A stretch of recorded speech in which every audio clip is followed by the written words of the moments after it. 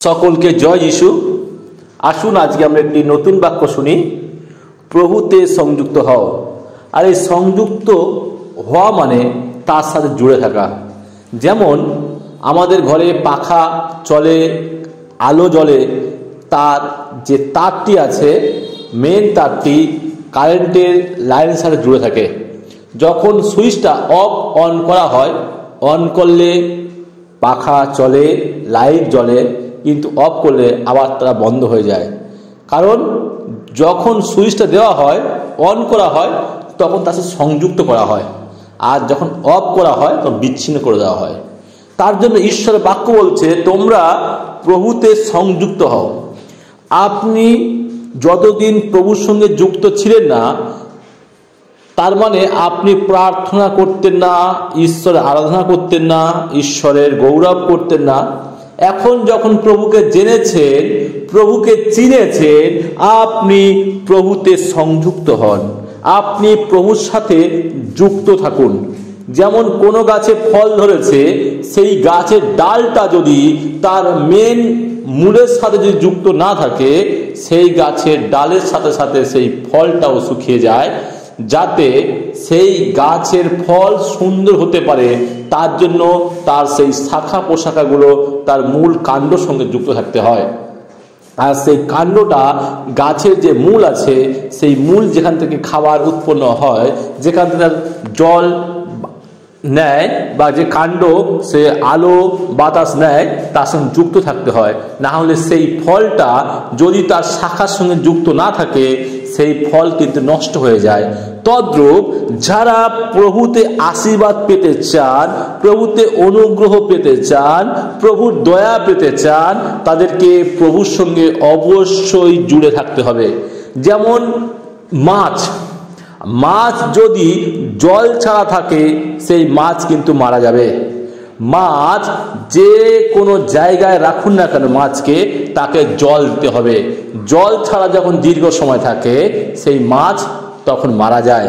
তদ্রূপ যারা প্রভুকে বিশ্বাস করেছে, প্রভুর কাছে এসেছে, তারা যারা প্রার্থনা করে না, ঈশ্বরের বাক্য অধ্যয়ন করে না, মণ্ডলীতে যায় না, ঈশ্বরের প্রার্থনা সবাই বসে না, তাদের জীবনে ঠিক মাছের মতন জল ছাড়া যেমন মাছ বাঁচতে পারে না, বিশ্বাসীরা প্রভুর বাক্য ছাড়া বাঁচতে পারে না। তখন তারা প্রভুর থেকে বিচ্ছিন্ন হয়ে যায়, তখন তাদের জীবনে আশীর্বাদ থাকে না, তখন তাদের জীবনে অনুগ্রহ থাকে না, তখন তাদের জীবনে ঈশ্বরের দয়া থাকে না, তখন তারা হতাশায়, ব্যর্থতায় ভুগতে থাকে, কষ্ট, দুঃখ, সমস্যায় জর্জরিত হয়ে তখন থাকে। তার জন্য প্রভুর বাক্য আমাদের বলছে, প্রভুতে সংযুক্ত থাকো। আমরা দেখি 1 করিন্থীয় তার 6 অধ্যায় 17 পদে এই লেখা আছে, কিন্তু যে ব্যক্তি প্রভুতে সংযুক্ত হয়, সে তাহার সহিত এক আত্মা হয়। দেখলাম খ্রিস্টের প্রিয় ভাই বোন, ঈশ্বরের বাক্য আমাদের পরিষ্কার বলছে, সে করিন্থীয় তার 6 অধ্যায়, 1 করিন্থীয় 6 অধ্যায় তার 17 পদে পরিষ্কার, একেবারে পরিষ্কার, যারা প্রভুর সঙ্গে সংযুক্ত হয়, তারা প্রভুর সঙ্গে এক আত্মা হয়। একইভাবে যখন আপনি প্রভুর সঙ্গে সংযুক্ত হন, তখন আপনার জীবনে ঈশ্বর অলৌকিক কার্য ঘটতে থাকে। ঈশ্বরের বাক্য আমার জীবনে আসল কাজ করতে থাকে। কারণ প্রভু যিশু যখন প্রার্থনা করতেন, অসুস্থ, পীড়িত, সুস্থ হয়ে যেত। ঈশ্বরের কাছে যখন প্রভু যিশু প্রার্থনা করতেন, ঈশ্বরের অনুগ্রহ তার জীবনে ছিল, আর প্রভু যিশু অলৌকিক কার্য করতে পারতেন। যারা ঠিক তদ্রূপ, যারা প্রভু যিশুর সঙ্গে সংযুক্ত থাকে, প্রভু যিশুর সাথে যুক্ত থাকে, তারা যখন প্রার্থনা করে, আর সেই প্রার্থনাতে অলৌকিক কার্য ঘটে।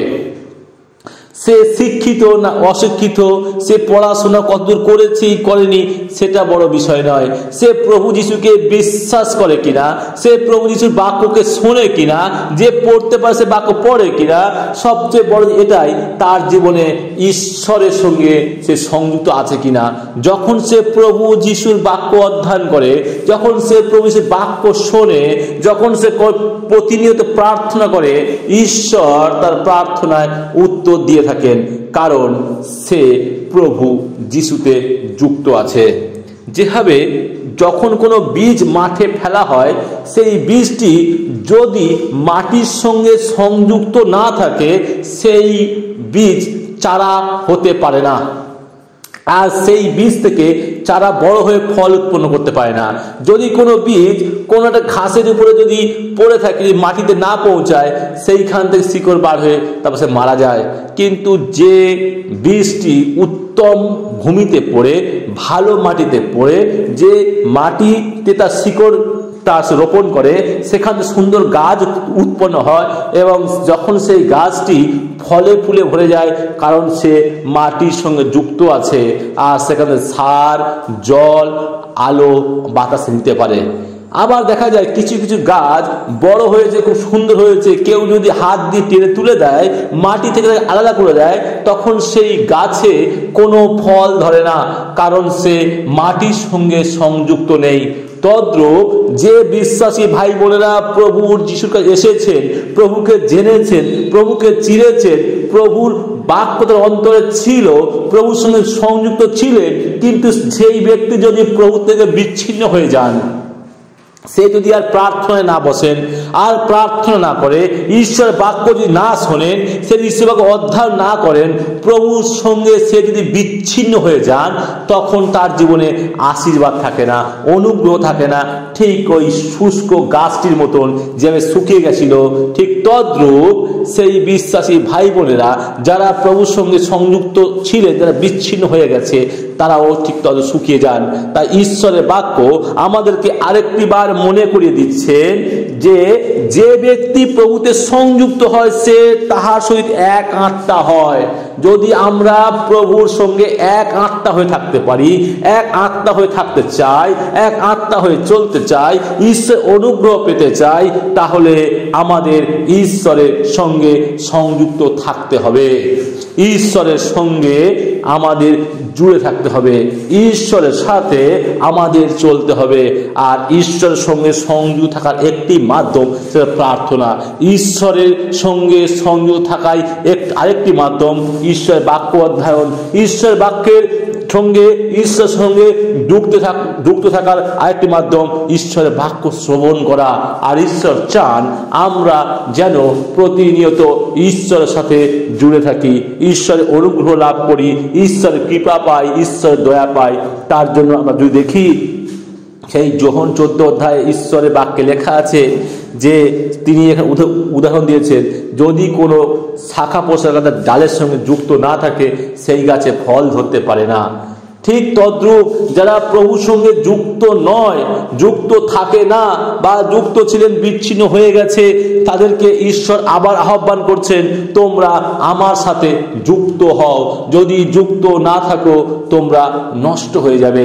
যদি কোনো ভালো ক্রিকেটার বা ভালো ফুটবলার, তারা কোচ ছাড়া ভালো কিছু করতে পারে না।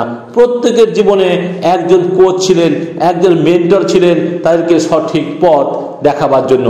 যদি সেই কোচের সাথে তার যদি সম্পর্ক ভালো না থাকে, যদি সেই কোচের সাথে জুড়ে না থাকেন, সেই খেলোয়াড়ের জীবনে আস্তে আস্তে ধ্বংস হয়ে যায়।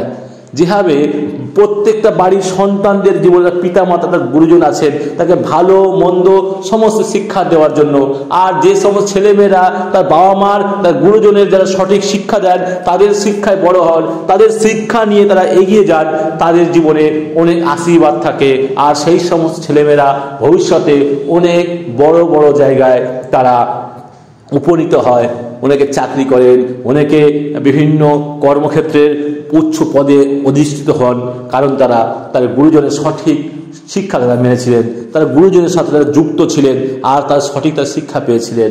তদ্রূপ প্রভু যিশু চান যেন আমরা প্রতিনিয়ত যারা ঈশ্বর থেকে বিচ্ছিন্ন হয়ে গেছি, আবার যেন ঈশ্বরের সঙ্গে যুক্ত হতে পারি, ঈশ্বরের সংযুক্ত হতে পারি। যারা আজ পর্যন্ত ঈশ্বরের সংযুক্ত ছিলাম না, যেন আমরা ঈশ্বরের সঙ্গে সংযুক্ত হতে পারি, যেন আশীর্বাদ পেতে পারি। ঈশ্বর আমাদের আশীর্বাদ করার জন্য আহ্বান করছেন।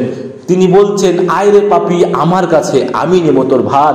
আর সেই প্রভু যিশু বলছেন, তুমি আমার সঙ্গে সংযুক্ত হও। যারা সংযুক্ত হতে চান, তারা আজকে মন স্থির করুন, প্রভুকে বলুন, হে প্রভু, তুমি আমাকে আহ্বান করেছো, আমাকে ডেকেছো, আমি যেন তোমার সঙ্গে জুড়ে থাকতে পারি, আমি যেন তোমার সংযুক্ত থাকতে পারি। যে কোনো পরিস্থিতি হোক না কেন, আমি যেন তোমার সঙ্গে সংযুক্ত থাকতে পারি। কারণ আপনি যে কোনো পরিস্থিতি থাকুন না কেন, যদি প্রভু যিশুর সঙ্গে আপনি সংযুক্ত থাকেন, আপনি সতেজ গাছ থাকবেন, আপনার জীবনে অভাব হবে না। আমরা দেখেছি গীত সংহিতায় 1 অধ্যায় 1 পদে লেখা আছে পরিষ্কারভাবে, সেই যারা যে জীবিত গাছের সঙ্গে জুড়ে থাকে, যে গাছে সব সময় নদীর বৃক্ষে থাকে, তার কোনো জলের অভাব হয় না, আর তার আলো বাতাস অভাব হয় না, সেসব ফলে ফুলে ভরে যায়। তদ্রূপ যারা প্রভু যিশুর সাথে জুড়ে থাকবে, তাদের জীবনে শত দুঃখ কষ্ট ব্যথা আসুক না কেন, তাদের জীবনে কেউ কোনোদিন আশীর্বাদ থেকে বঞ্চিত করতে পারবে না, তাদের কোনো মন্দ পথে কেউ ঠেলে দিতে পারবে না, তাদের জীবন থেকে ঈশ্বরের অনুগ্রহ থেকে বঞ্চিত করতে পারবে না। একটি মাত্র কাজ করতে হবে, প্রভু যিশুর সাথে সংযুক্ত থাকতে হবে। তাই যারা সংযুক্ত হতে চান তারা আজকে আপনি সিদ্ধান্ত নিন, আমি প্রভু যিশুর সঙ্গে সংযুক্ত থাকতে চাই। তাই প্রভু যিশুকে আজই আপনার হৃদয়ে আহ্বান করুন, হে প্রভু, তুমি আমার অন্তরে এসো, তুমি আমাকে সংযুক্ত করো, আমি যেন কোনোদিন তোমাকে বিচ্ছিন্ন না করে দিই, তুমি আমার জীবনে আশ্চর্য কার্য করো। আমরা এই যে বাক্য শুনলাম আমাদের প্রত্যেকের হৃদয়ে রাখতে পারি। ঈশ্বর তার বাক্য দাস করুন। আমেন।